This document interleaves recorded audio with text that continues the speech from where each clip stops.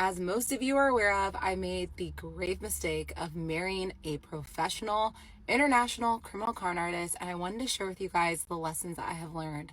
And I truly believe this is going to be one of the most important videos I ever make in my life. To be honest, I learned so many lessons, but I'm going to try to condense this so this video isn't an hour long. As you guys can imagine, lesson number one, don't be too trusting. Trust should be earned and not given out like free samples. It's okay to give someone the benefit of the doubt, but what you cannot do is give someone blind access to your resources, your life, or your heart without them showing signs of consistency. Number two, love should never override your instincts. There were so many times where my subconscious was telling me, this is a red flag, you're making the wrong decision, but I allowed my love for this man to override my best judgment, and I will never let that happen again. Number three, never allow yourself to be isolated from your friends and family. That is something manipulators will do. They do it to their benefit. They're trying to blind you, and they're trying to make you easier to manipulate and exploit. Number four, financial transparency is a non-negotiable. If you share your life with someone and you need to know aspects about their finances and they're getting cagey and they're getting defensive, that is a red flag. Number five, charm is not character. Oftentimes, con artists and manipulators, what they do is they act very confident and charismatic and impressive, but this is not character, it's a performance. You learn someone's true character from consistency, transparency, and how they behave after they receive your trust. And number six, if someone asks you to pick out whatever you want, let them buy you the damn bag. I didn't think I was gonna make another video about victim blaming, but I received this message and I could not bite my tongue anymore because y'all, what are we doing? I received countless messages from victims similar to this, and it's just so heartbreaking because I thought that me sharing my story would give them the courage to come forward and share their stories too, but they're seeing a lot of the backlash and it's being directed towards the victim and not the abuser, and that does not make any sense to me. People go through situations similar to what I went through. They're already experiencing so much shame, so much embarrassment, so much emotional trauma, and these comments are actually contributing to the silence of other victims, and because of that, you're giving the power back to the abusers. Scammers don't prey on stupid people, they prey on vulnerability, hope, love, and most importantly, trust. If y'all have any negative comments to say, feel free to send them directly to me because I can handle it. Y'all can call me a pick-me girl, y'all can call me desperate, but guess what? The only people who I care about their opinions are the people that know me as a person. A lot of y'all are making this into a race thing, which does not make any sense to me because a lot of Black men and Black women scam all the time. I just watched a documentary on Netflix where a woman got scammed out of $2 million, and guess what? Her husband was Black. And this might not be your intention, but when you're blaming race, you're actually minimizing the fraud and the actual damage that was caused by the scam. So on the topic of race, I'm not gonna lie guys, the most hateful messages I've been seeing are coming from Black women, and that's actually really surprising to me because I thought we were here to protect each other and lift each other's voices. So what's going on? I'm not gonna fight hate with hate, so I'm just gonna end this video saying let's all do better, let's practice empathy, let's practice love, and if you're a victim out there, just know that your voice deserves to be heard. These are my brutally honest thoughts on the Danish deception. A lot of people in that story were stupid. There's no way around it, y'all were stupid. Because you could say he was manipulative, he was a narcissist, blah, blah, blah, blah, blah. But how in the world are you giving that man thousands of dollars and not discussing it with each other? Okay, she was in love. Maybe I'll give her a little bit of grace on this. She was still dumb. But her family, the sister, the cousin, the mom, the dad, you all weren't discussing with each other that you were having to loan this man thousands of dollars. That's not a discussion at family dinner. Like, maybe we should talk to her because our husband keeps borrowing money from us. And then the friends, they weren't just connected to her, like just her friends and she's the point person. They were also connected to each other in Dallas. And none of y'all sat down at the coffee shop and be like, hey, I need to tell you something. Like, homegirl's husband borrowed $20,000 from me and $100,000 from this person's husband and blah, blah. Y'all need to learn to talk to each other because that is crazy. Like, thousands and thousands of dollars, and you guys aren't talking low-key behind her back about how her husband has no money in reality. And let's be honest, the reason why he got away with a lot of this is because he is a white man from a European country. That is why. You guys, he was apparently charismatic, but he was from Europe. He was able to sweet talk you all, and he was a white man. Like, he got away with a lot of it, and you guys need to be honest with yourselves that you were stupid. He wasn't just this great manipulator. You guys don't ask enough questions. And let's go into that, because this is why I say homegirl is also stupid. Google is free. He said he was part of the Danish royal family.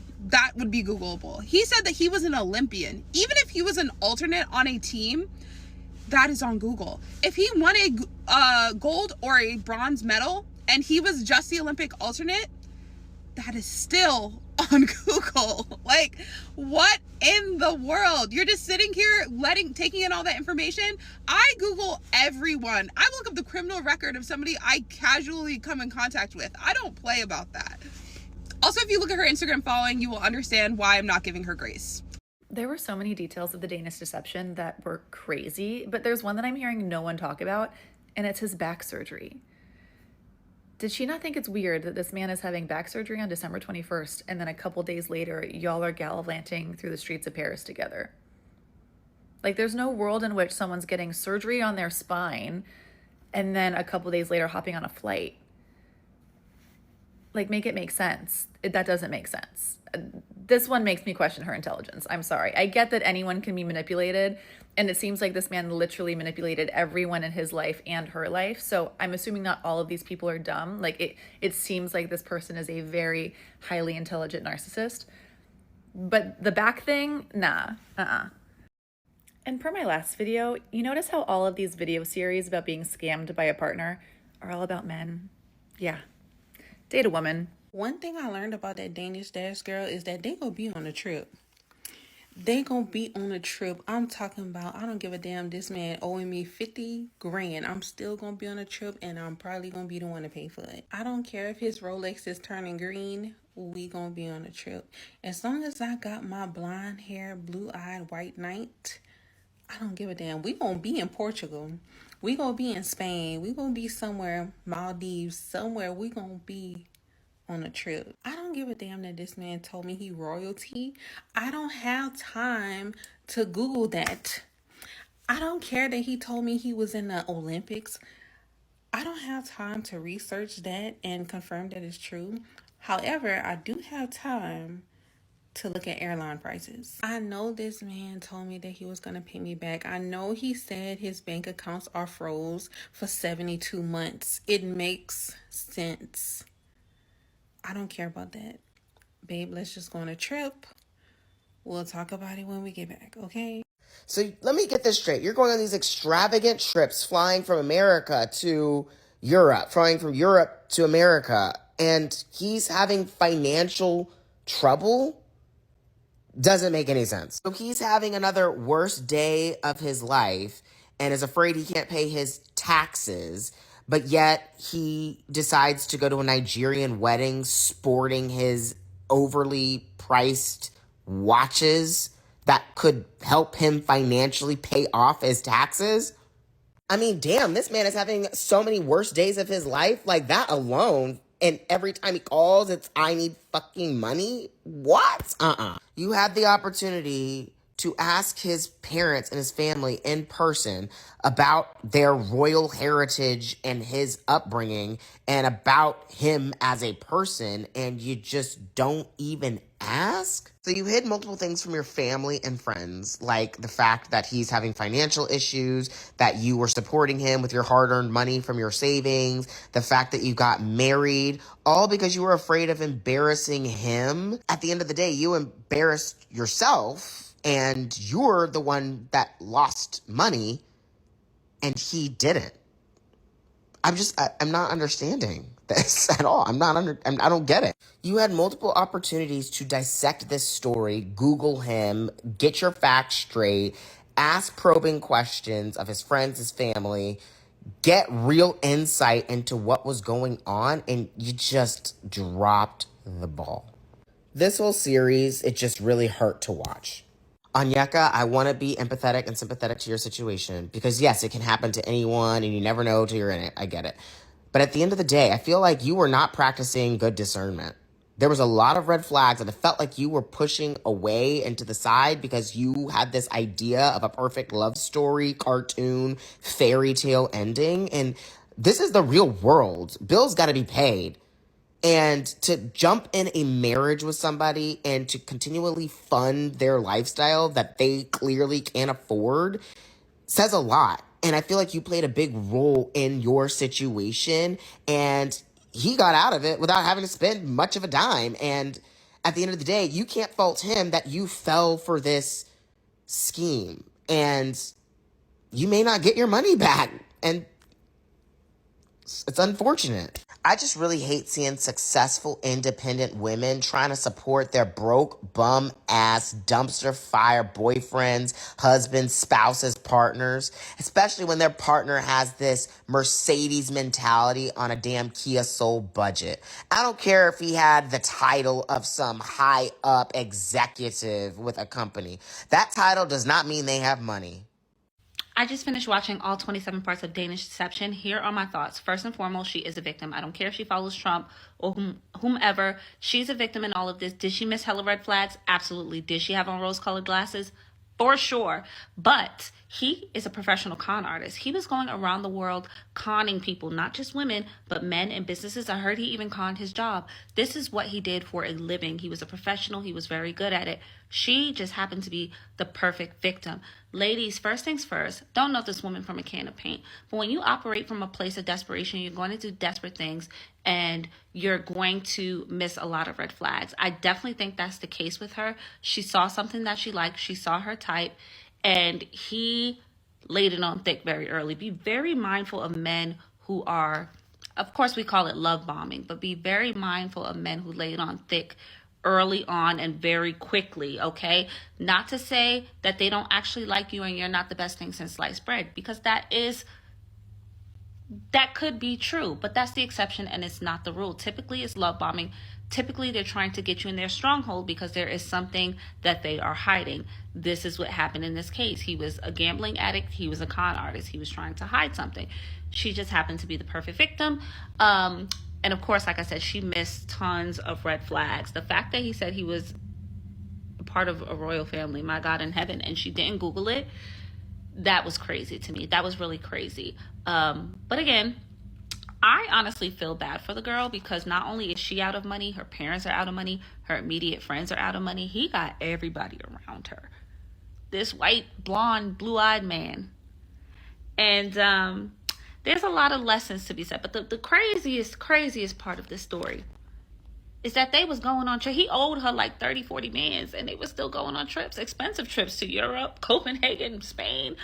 I just was like, babes, if my man, he would never, because if a man asked me for money, baby, abort mission, okay? Men are very ready, audacious. The fact that he asked her for money was crazy. But anyway, there's a couple lessons to be learned. Be mindful of men who love bomb or just move too quickly in general. If a man ever asks you for money, run for the damn hills. And rule number one, just don't trust no man. Wait at least 6 months. The people's true colors really come out between 6 months and a year.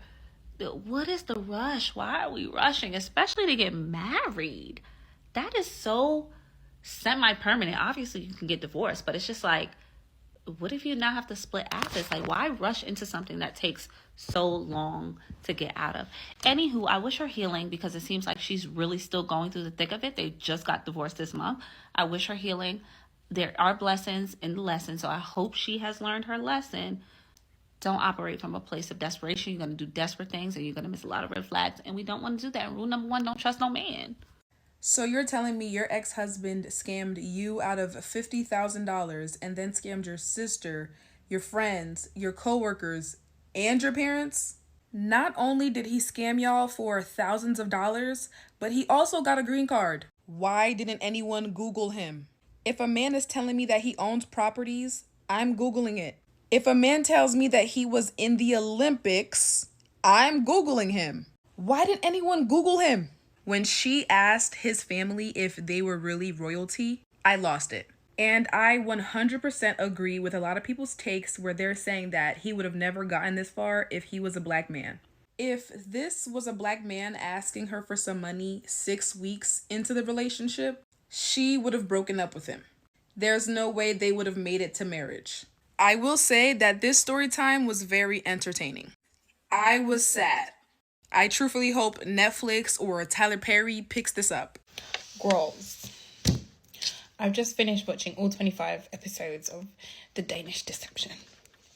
I feel like I'm the only one that's sorry for the babe. Everyone is saying, oh, she's a pick-me. You have to be a pick-me to behave like this. Or she wanted a white savior. She just wanted him because he was tall and white.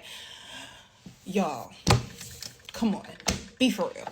I feel like there's two things to be considerate of when you're thinking about the story. The first thing being that not everyone is brought up in a way that you have to be skeptical of people that you meet straight off the bat. Like, some things he said were definitely outlandish. That whole Olympics thing, I would have Googled that.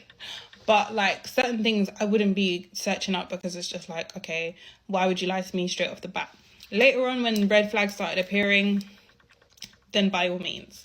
The second one being that some people really want to keep their relational things within the relationship, keep it private. Because imagine you're complaining, you're telling your friends and family about all of the wrong that's going on, and then you forgive him. And then everyone hates him except for you. How's that going to look? Exactly. So I'm not surprised she didn't tell everyone everything until it got too heated, but I genuinely feel sorry for her. My heart completely goes out to the babe. Guys, our show is done. Our show is done. Let me tell you, I thought I was a lover girl, but I am nowhere near as much as a lover girl as some of the lover girls are lover girling in the Loververse. Because I would have been out there by part 3. I would have been out there by part 3. What do you mean you can't FaceTime? What do you mean you can't FaceTime? Who do you live with? Where do you live? What's your living situation like? Because that would have been it for me. What are you hiding? What do you mean you can't FaceTime? And that's free game. Like, if a guy says he can't FaceTime, he's either living somewhere he shouldn't be living, like he's living with an ex, he's living with the mother of his child, or he's sleeping on like half a pillow. That's the tea. What are you hiding? No, let's get on that FaceTime. No headphones, loudspeaker. Let's talk. Let's talk. Then you're a prince. Now, in the wise words of Mel's wardrobe, Google is free and Google is your friend. Google. Because a lot of this drama would have been saved from the Googles. I Google men for less.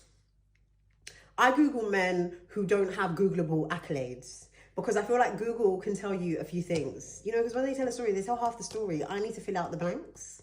Okay, so I would have got to the bottom of it, or I would have been like, oh, so is this your cousin? Why are you not at this event? I don't really understand. I probably, you know what? I probably wouldn't have even brought my case to you, because I would do my research and close the case myself that you're a liar. You're a liar. You're not royal family. No.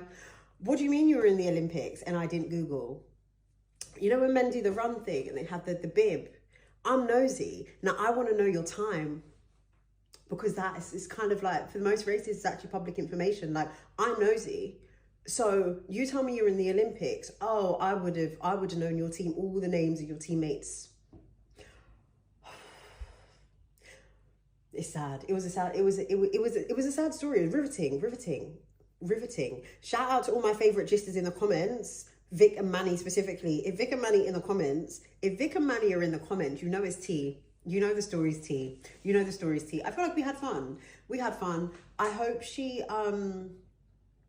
heals, because it's pretty sad. It's pretty sad. For anyone who hasn't watched it, I'm not even trying to do like spoiler alert. I think go and watch it. It is it's rough.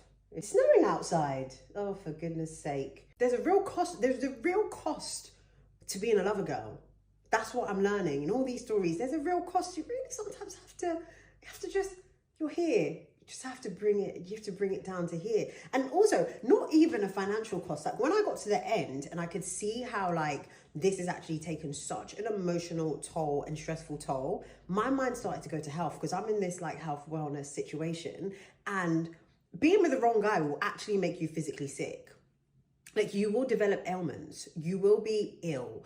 High blood pressure, high cholesterol, potentially. Your cortisol levels will definitely be high, which is not good. And we all know like a middle-aged elderly woman that is just physically unwell because she's been running behind a man that she had no business running behind, and he's in the village doing whatever. Like, they will make you physically sick. But not too much on the lover girls though, because I do still very much relate to being a lover girl, and not too much on me, because I might get caught running behind a guy that I have no business running behind. But that's a prayer point. We're working on it. You know, sometimes we see the best in people. But one thing I do is I do my Googles. I do my due dil. I feel like due dil is in this day and age, it's imperative. How's he going to be provided with 34 cents in his account?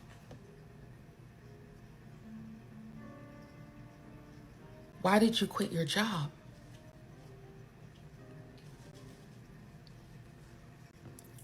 Why did you keep giving him money? It was her first love. I get it. She was infatuated. It was her first love. Black women aren't taught how to date publicly, especially. And he was attractive. And a palm-colored mint. Why were you taking so many trips? Why didn't you leave after you saw the gambling app on his phone? Why didn't you listen to his friend who told you that he had a gambling addiction and lied to his friend? That right there is where I feel like she was like, I never had a reason to distrust him. You saw the dog on his ex's page as a puppy. The dog was the first lie. If that man never left her, she will still be there. She'll be there. She'll be doing TikTok content, get ready with us. That wedding that they were planning to do, she would have posted the wedding. Even if that man was still taking money from her, she would have been there. She would have had kids for him. She did not want to leave. That man had to leave her. Like, do you know what it means for a man to scam you and all your family members of almost like $500,000, go on free trips on your expense, make you quit your job, ruin your whole financial everything, and then say, okay, I'm done. Get a green card. Let's not forget that. Got a green card out of you, and then he left you. He asked you for your passport information so you can go to Monaco for a business trip with him, and you just give your passport information like that. First of all, who does that? Like, in what world is that normal for you to give a random person your passport information? Why can't he send you the money to book the flights?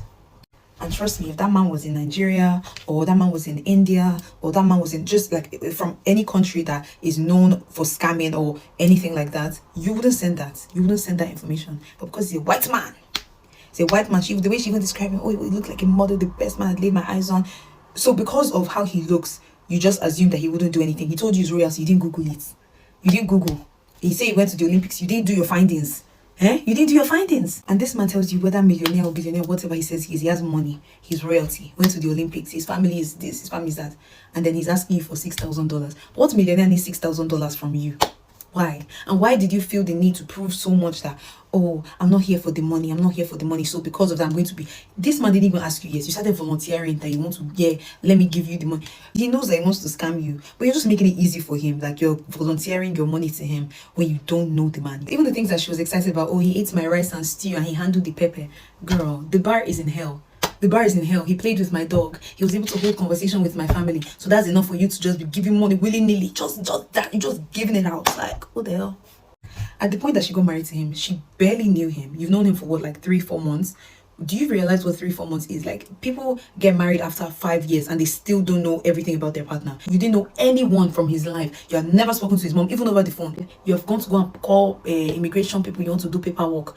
You want to go and apply for spouse visa for somebody that you don't know his mother, you don't know his father, you don't know his sisters, you don't know anything. And the lies that he was even saying is literally things that you could debunk with literally like a 5-second Google search. You'll be able to like discover that this man is lying. If someone tells me, oh, you know, I was in the Olympics, I'll be like, are you serious? Let me see a picture. Or like, you know, you didn't see any pictures, no pictures to prove royalty, nothing online, nothing, like no Olympics picture, nothing. And then the part that pisses me off, even after he defrauded your friend's husband of $200,000, you still stayed. Not only did you stay, but you went to be planning more trips. You use your credit card. You use your credit card to sponsor a man that says he's a millionaire in the royal family on holiday. Then on top of that, you quit your job, quitting the job of $150,000 a year based on the hope that when the money comes, he will take care of you. Girl. And then the audacity of you guys to really go on holiday and be posting your trip with aesthetic picture and aesthetic background when you're owing somebody $200,000.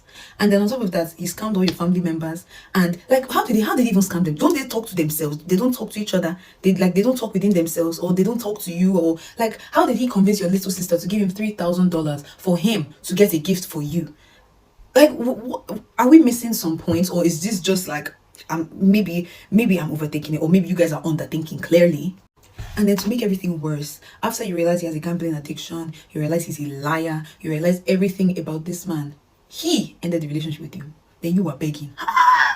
Even FBI can never get that type of information out of me. You are begging this man, you even hid his passport. after you figured out he's a liar, you saw the account, he had 36 cents, I've been at 34 cents, I've been 20, he had cents in his account. This is a millionaire. Throughout the story, she was even saying, oh, we owed 200,000. You didn't owe shit.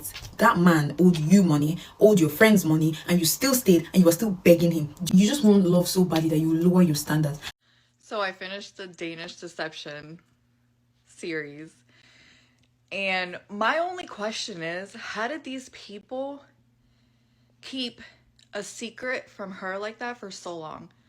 Because if my best friend's husband comes to me and asks to borrow money for a surprise for her, I would have snitched so quick, his head would have spun.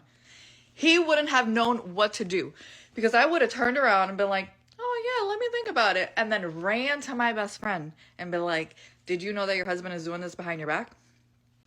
A. And B, do you want me to go along with it so that we can set him up later and catch him in his lies? That's what I would have done. But all these people were like, oh yeah, we'll keep a secret, we'll keep a secret. What? I snitch on every man. I'm not keeping any man's secrets. To everyone saying that we are being harsh, there's too much judgment on this, babe, let me just tell you, if you bring your business to the internet, you want us to judge the story. Like, you want us to listen, you want us to make a judgment. You just can't decide whether that judgment is in your favor or not. The moment that you put your business on the internet, you can't decide how people receive that information. You just have to put it out there, and, people are going to take it how they take it. And yeah, we're either going to side with you or we're not. It's really that simple. So yeah, if you're somebody who is sensitive and you don't want people all up in your business, people investigating you don't want people really, really being invested, then don't give us a story time in the first place. As a Scandi, I need to talk about the Danish Deception. Holy shit. How did she not know that this guy was a loser? Us white ladies in Scandinavia could take one look at him and his bullshit aura, his whole vibe, and be like, yeah, he's a fucking loser. You can tell he sucks. We can tell he sucks. That's why he was going and trying to date people from other countries that don't have the cultural context and tricking them. And especially people from countries where they're told, oh, if you find a white man, you're going to be treated right. If you find a white man, blah, oh, all these doors will open for you. Oh, you got to find a white man. No, not all the time. Not this white man. We knew about this white man because, yeah, we have a lot of white men who suck. They suck. They're shit. He had to trick somebody, and he tricked this lady. But I'm like, how could you not see it? It was so obvious. He tricked her without even tricking her. He was just himself in a place where people wouldn't understand what him being himself means. I would rather open my nyash, put soldier ants inside, put palm oil, put acid, and sew it shut than to take a white man on a trip with my credit card. Mind you, this man claims to be of royal blood. He claims to be royalty. He claims to have all this money, and he's already owing me money. And then I take my credit card and take him on a trip. What is wrong with you? This happened to you in your 30s. If this happened to you in your 20s, girl, I would feel so bad for you. I would be we would even have a hashtag by now where we're using to fight for justice for you, but you're not ready. You're not ready. You are not ready. You were physically attracted to someone, and you let them, because of physical attraction, you let him take advantage of you, your friends, your family, and all of that, and you didn't even think hey, something is weird here. I don't feel bad for you. If you're in your 20s, I would, but I don't. Screw it. I'm going to go to Monaco. I go to Barcelona to meet up with some friends. We're going to go to Brazil. And he's like, well, let's do Paris. And I said, okay. We ended up going to Cabo for one of my childhood friends' wedding. I board a flight and I head to Denmark for the first time. We hop on a flight to go to Nigeria. Already had plans to go to Budapest for New Year's. And so we went to Cartagena, Colombia, and it was a very affordable trip. And then we had gone to Key West. We did Miami and Key West with his mom. We weren't just going to Spain. We were also gonna go to see his family in Denmark. And then we were also gonna go to Portugal for 2 days. I know a lot of you are thinking like, how are you traveling? He was making a very steady income. That motherfucker took $30,000 from me. Keep in mind, he still owes me $6,000 at this point. He said, can you send me $5,000? After some time, he talks me into loaning him the $15,000. I end up loaning him an additional $3K, not even a week after I had already given him $15K. I remember I gave him like a small amount, maybe like $3,000. We ended up going to Portugal for a week. We used my credit cards the majority of this trip. Your ex owes my husband $200,000. And I saw that there was a cash advance for $7,000. My little sister looks at me and she says, he took $3K from me. I find another friend that he owed $10,000 to. My coworkers that I used to work with, husband gave him $10,000 to. And what was in his account? 34 cents.